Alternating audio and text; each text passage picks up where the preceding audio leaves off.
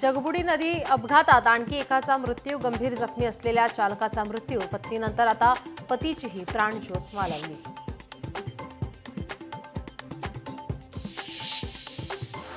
परभणीच्या जिंतूरमध्ये वादळी वाऱ्यासह जोरदार पाऊस. जोरदार पावसामुळे अनेक घरांचे पत्रे उडाल्याने घरांचं नुकसान.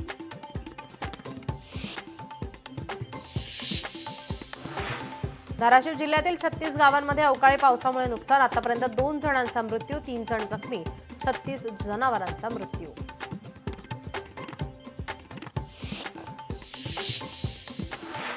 पावसाचा एपीएमसी मार्केटला फटका. पावसामुळे भाजीपाला झाला खराब. ग्राहकांची मार्केटमध्ये पाठ, भाजीपाला खराब.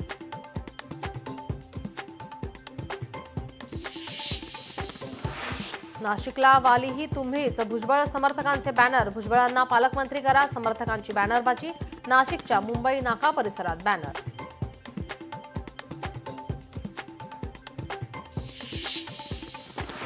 मुसळधार पावसामुळे शेतकऱ्यांच्या घरावर कोसळली वीज. परभणीच्या गंगाखेड तालुक्यातील घटना.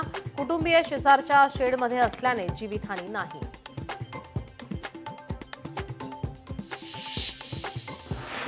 अवघ्या 200 रुपयात होणार जमिनीची हिस्से वाटप. मोजणी शुल्कात मोठी कपात.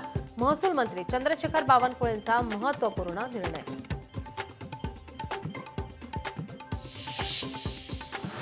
शिरोळ तालुक्यातील कृष्णा नदीवरील राजापूर बंधारा ओव्हरफ्लो. 3000 क्युसेक पाण्याचा विसर्ग.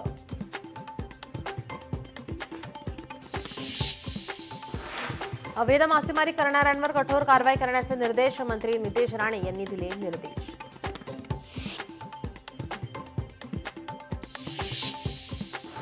पनवेल महसूल विभागाची मनमानी कारवाई. 23 गाड्यांवर कारवाई केल्याने ट्रान्सपोर्ट असोसिएशन आक्रमक.